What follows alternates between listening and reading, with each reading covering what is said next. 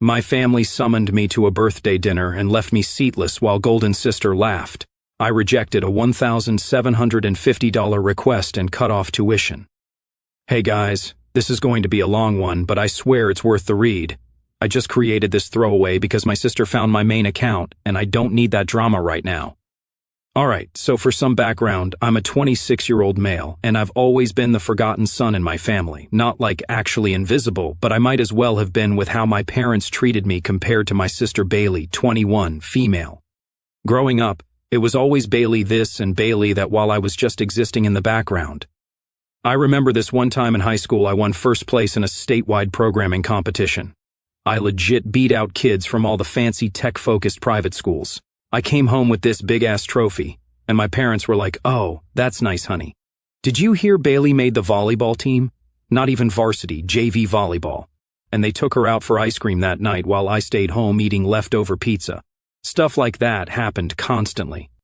Let me give you a little more backstory about our family dynamic. My parents weren't always like this. When I was really young, before Bailey was born, when I was 5, my dad and I were tight. We'd go fishing, work on his old Mustang together, normal father-son stuff. Mom would read me bedtime stories and put little notes in my lunchbox. Then Bailey came along when I was 5, and everything changed. Bailey was born with some minor health issues. Nothing life-threatening, just some respiratory stuff that meant she needed extra doctor visits for the first couple of years. I get that it scared my parents, and they had to give her more attention. That's totally understandable. But even after she was perfectly healthy, the pattern stuck. It was like they'd learned to see her as the fragile one who needed all their focus and me as the strong one who would be fine no matter what. By middle school, it was pretty obvious I was on my own emotionally. I was the kid who got himself up for school, made his own lunches, and figured out how to get to soccer practice on the city bus because mom and dad were always at Bailey's dance recital or whatever. I became super self-sufficient out of necessity. Things didn't get better as we got older either. When I busted my ass to get a full-ride scholarship to college, my parents were just like, "That's nice." Then they spent the next hour talking about Bailey's weekend plans. When I landed my first real job right after graduation, crickets. But Bailey gets hired at a smoothie shop for summer work? Time to celebrate the family genius. What's even more messed up? I've been paying a huge chunk of Bailey's college tuition, like $1,800 a month for the past 3 years. Why? Because I've done well for myself. I got a good job in tech right out of college, made some smart investments that paid off, and bought a decent condo in a nice area. Meanwhile, my parents and Uncle Rick, Bailey's biggest fan, keep acting like I owe the family this money since I have so much to spare. The worst part is that I kept paying it, thinking maybe they'd finally see me as valuable. Here's how the whole paying for Bailey's college thing started. After finishing my CS degree, which I got on a full scholarship, plus working part-time at the campus IT department, I landed a sweet gig at a tech startup. 6 months in, we got acquired by a bigger company, and all early employees got retention bonuses. Nothing crazy life-changing, but definitely a nice chunk of change, like $45,000. I made the mistake of mentioning this to my parents at Sunday dinner. My dad literally sat me down after my first big bonus and said, "Your sister needs help with college, and you're doing so well now. Your mother and I just don't have the funds to give her the education she deserves." What was I supposed to say? These were the people who raised me, even if they did a shitty job of making me feel like I mattered. Plus, I'd just gotten this windfall and did have the money sitting there. So I said yes, thinking it would be a one-time thing to help them get started with her freshman year. But then Dad came back with, "Actually, we were thinking you could cover the tuition payments." When I asked how much, he said about $1,800 a month. I almost choked. That's more than my mortgage. But they gave me this whole guilt trip about how Bailey wasn't as lucky as I was because apparently my scholarships were luck and not the result of busting my ass for straight A's. So I agreed, thinking it might finally earn me some actual recognition in the family. And then it became expected. Every month for 3 years, $1,800 transferred from my account to Bailey's University. That's over $64,000 total. Did I get a thank you? Rarely. Did my parents ever acknowledge the sacrifice? Nope. Did Bailey act grateful? Hell no. She'd post TikToks about her shopping sprees and weekend trips while I'm over here working 50+ hours a week to afford my life and help with hers. I know how this sounds. Like I'm some jealous dude who can't handle his sister getting attention. But, trust me, it went way deeper than that. This wasn't just about attention. It was about feeling like you literally don't matter to your own family unless your wallet is open. So anyway, last weekend was when it really hit the fan. My mom called me a few days before, saying they were having a small family dinner for Uncle Rick's birthday on Saturday, and it would mean so much if I could come. I should have known better, for real. They never invite me to anything unless it's somehow about Bailey or they need me to pay for something. But like an idiot, I thought maybe this time would be different. Uncle Rick and I used to be cool when I was younger, before he joined the Bailey fan club. He taught me how to fish, helped me build my first computer, all that uncle stuff. So I said, yeah, I'll be there. I even bought Uncle Rick a nice gift. This vintage fishing lure set I found online that matched the ones he used to talk about from when he was a kid. Cost me like $200, but I thought it would be meaningful. Shows how much of a clown I am. When I rolled up to the restaurant, I knew I'd been played. The place was packed with people, my parents, aunts, uncles, cousins, all sitting around this long-ass table with decorations everywhere. This wasn't just Uncle Rick's birthday. It was yet another Bailey showcase. Then I saw the sign, "Happy birthday, Uncle Rick, and congrats, Bailey." I had to clench my jaw to keep from saying something I'd regret. Of course they'd hijacked someone's birthday to make it about her again. I tried to find somewhere to sit, but get this. Bailey looks up at me with this smug-ass grin and goes, "Oh, didn't expect you to actually show," loud enough for everyone to hear. My mom just gave me this nervous look. "Well, she started, but Bailey cut her off with this annoying laugh. "I mean, this is for family who are actually around," she said, gesturing at the table where every single chair was taken. Everyone was already eating appetizers and drinking. Even Uncle Rick was beaming at her like she hung the moon. That's when it hit me. There wasn't even a seat saved for me. They literally didn't plan on me being there, even though they'd invited me. I scanned the whole table twice to make sure I wasn't missing something. "There's nowhere for me to sit," I said to my mom, who couldn't even look me in the eye. "We weren't sure you'd come," she mumbled, fiddling with her napkin. "You're so busy these days." Bailey laughed again. "Or care enough to show up." "Yeah, the stuff they never tell me about until after it happens." "Cool." My dad finally noticed what was going on and said, "We can ask the server to bring another chair," but he said it in this way that made it clear it was a huge inconvenience. Like I was crashing their party instead of being an invited guest. I looked around at all these faces, people who are supposedly my family, and not one of them looked bothered by the fact that no one had saved me a seat. No one was moving to make space. No one was offering their chair. They were all just staring at me like I was the problem. Turns out the whole thing was half Uncle Rick's birthday and half celebrating Bailey getting accepted to some summer internship program, something any college junior could apply for. But my family acted like she'd cured cancer or something. Meanwhile, I've been paying a huge chunk of her tuition bills and never even got a thanks, bro. I stood there awkwardly for a second, still trying to figure out if they were seriously not going to acknowledge the fact I had nowhere to sit. Feeling all those eyes on me, I finally turned toward Bailey and asked, forcing calm into my voice, "You really couldn't have saved me a single seat?"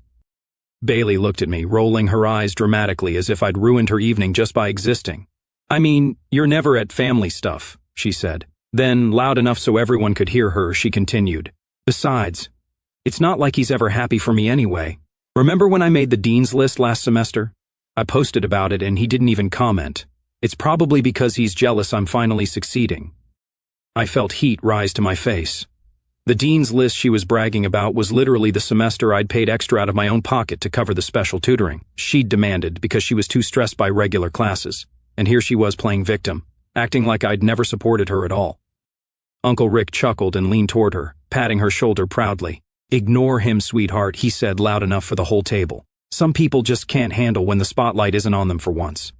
He poked me, as if trying to convince me he was just joking.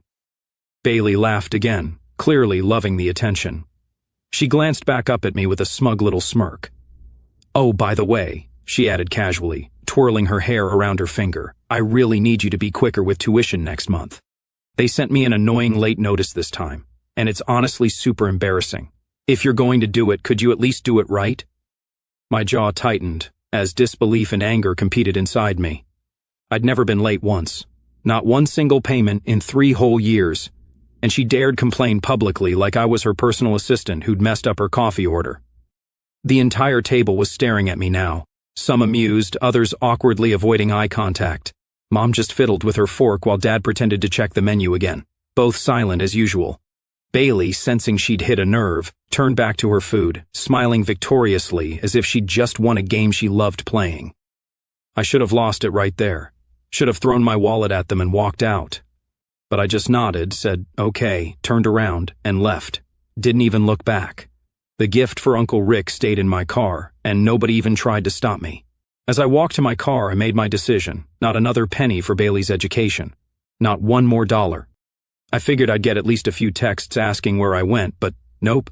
Radio silence for the rest of the night. Like me leaving didn't even register on their radar. I checked social media later that night and saw Bailey had posted pics from the dinner with captions like "Best night with my real family" and a group photo where everyone was squished together at the table. A table that clearly had no room for me by design. I ordered a pizza, cracked open a soda, and binged Fallout on Amazon because fuck it. At least the wasteland makes more sense than my family. While I was sitting there wallowing in my own self-pity, I started scrolling through old photos on my phone. I found this pic from my college graduation, just me in my cap and gown, standing alone. My parents and Bailey couldn't make it because Bailey had some volleyball tournament that weekend. Uncle Rick was supposed to come but texted last minute about a work emergency. I ended up celebrating with my roommates instead. Looking back, that was a big red flag I should have paid attention to. Then the next day, my phone pinged around 2 p.m. I checked it and nearly choked on my coffee. It was a Venmo request from my mom for $1,750 with the description Uncle Rick's birthday dinner plus Bailey's celebration. Not even a text first. Not even a "hey, sorry there wasn't a seat for you last night." Just a straight up money request like I was the waiter who forgot to bring the check.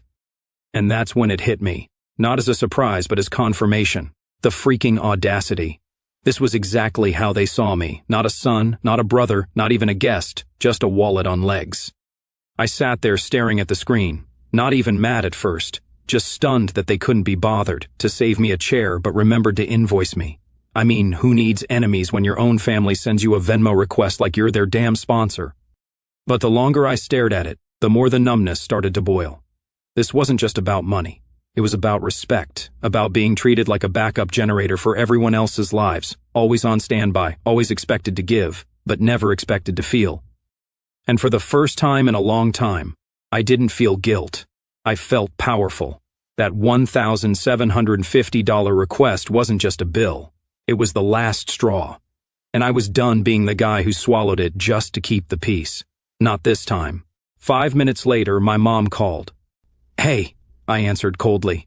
"Did you see my Venmo request?" she asked, skipping any greeting. "Yeah, I saw it. So when are you going to pay it?" The restaurant already charged my card. I actually laughed out loud. "I'm not." There was a pause. "What do you mean you're not?" "I mean, I'm not paying for a dinner I wasn't even welcome at." "Don't be ridiculous," she snapped. "Of course you were welcome. We invited you, didn't we?" "There wasn't even a chair for me, Mom." "Well, we weren't sure you'd show up. You're so busy these days." I took a deep breath. "And yet you still expect me to pay the bill?" "You've always helped out with family expenses," she said like it was obvious. "You're doing so well financially. And this was a special occasion for Bailey and Uncle Rick." "Right," I said, my voice dripping with sarcasm. "Another special occasion for Bailey. What a rare event." "Don't be petty," Mom said. "It's not attractive. Know what else isn't attractive? Treating your son like an ATM while not even saving him a seat at the table." She sighed dramatically. "We're family. We help each other. You know Bailey doesn't have what you have." "Yeah. And whose fault is that? I've been paying $1,800 a month toward her tuition for 3 years. Did anyone even remember to say thanks?" "That's different," Mom said. "That's your sister's education, and this was just another excuse to celebrate Bailey. Let Uncle Rick pay for it. He's her biggest fan anyway." There was a pause. Then Mom said, "Your father wants to talk to you." I heard some shuffling, then Dad's voice. "Son, this attitude isn't like you." "Maybe it should have been," I replied. "Maybe if I'd stood up for myself sooner, you all would have stopped taking advantage." "Nobody's taking advantage," he said, sounding offended. "We're just asking you to chip in for a family celebration." "A celebration I wasn't even welcome at," I reminded him. "And by chip in, you mean pay the entire $1,750 bill." "Your sister just got an amazing opportunity," Dad said, ignoring what I just said. "And Uncle Rick has always been so supportive of her." "Yeah, I noticed," I said sarcastically. It's wild how he had time to make it to all her high school plays but somehow missed my college graduation. That's not fair, Dad said. He had a work thing, right? A work thing, just like you guys had a memory thing when you couldn't remember to save me a seat at the table. Dad sighed. Look, we know you've been generous with Bailey's tuition, and we appreciate that. Do you though? I cut him off. Because it feels like you just expect it. Like it's my job to fund your golden child while you all throw parties I'm not really invited to. That's not how it is. Really? Then why is it that I've paid over $60,000 toward her education and I still get treated like I'm not part of this family? Silence. That's what I thought, I said. Well, here's what's going to happen. I'm not paying for Uncle Rick's dinner. I'm not paying Bailey's tuition anymore either. You can't do that, Mom shouted in the background. I laughed. Watch me. You want Bailey to finish college? Tell Uncle Rick to pay for it. He makes 6 figures at his law firm. Or maybe you and Dad can figure it out for once instead of relying on me. You're being ridiculous and disrespectful, Dad said, but I could hear the panic in his voice. No, what's ridiculous is expecting me to bankroll a family that doesn't even respect me enough to save me a chair. I took a deep breath. So here's the deal. You can handle Bailey's college costs, or let precious Uncle Rick do it. Either way, my wallet is closed permanently. Dad's voice got serious. Son, you need to think about what you're doing here. This isn't just about one dinner. You're right, I said. It's about years of me being treated like I don't matter unless you need my money. That's not true, he protested, but it sounded weak even to him. Oh really?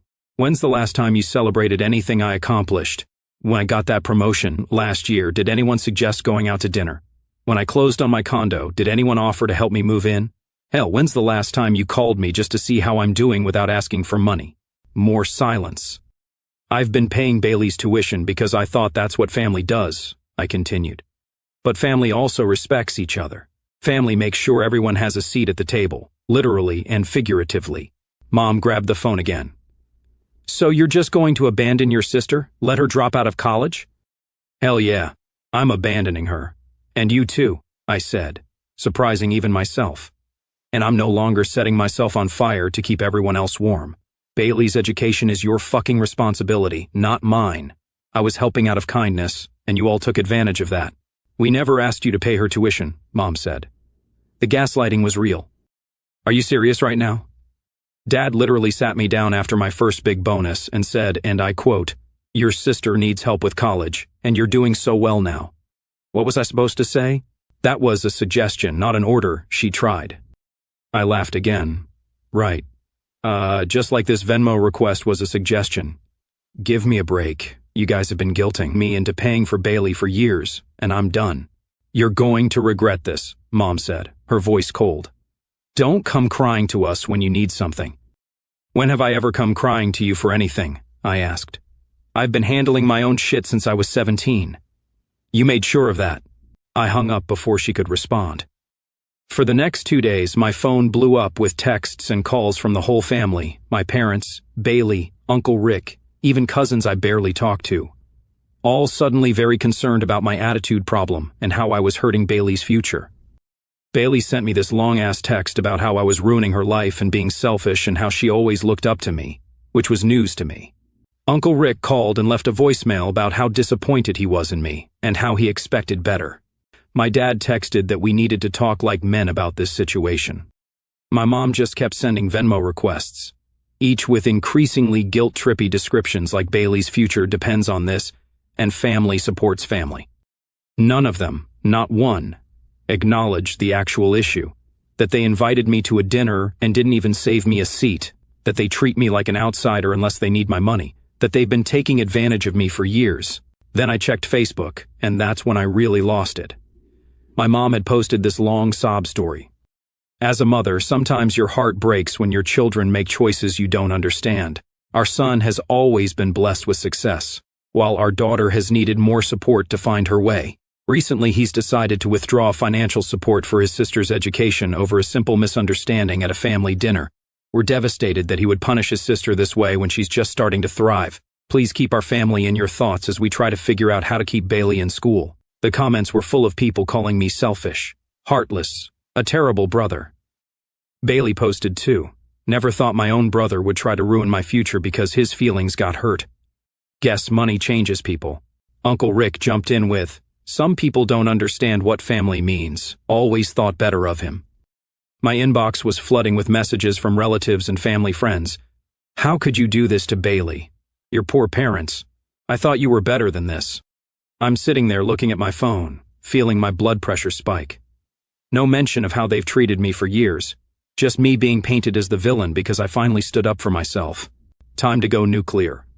I pulled up my banking records, screenshots of 3 years of monthly payments to Bailey's University.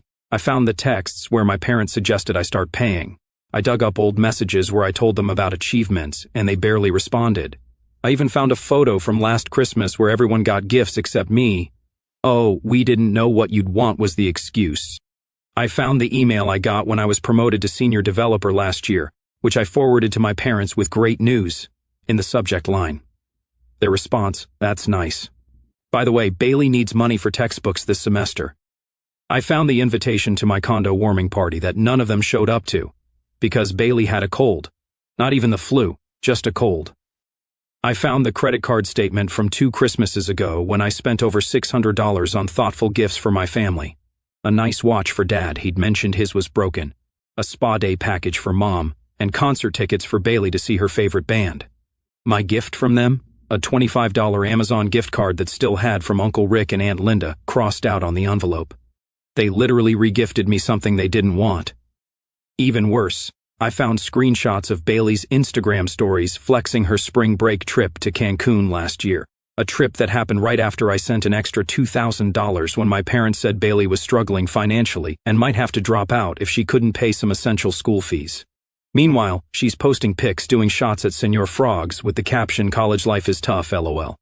I dug up texts from when I had my appendix removed last year and was in the hospital for 3 days. My parents sent a single "hope you feel better soon" text and never visited, even though they live 40 minutes away. Their excuse? Bailey had midterms and they needed to be there for her during this stressful time. I was literally recovering from emergency surgery alone. The more I looked, the more evidence I found of this one-sided relationship.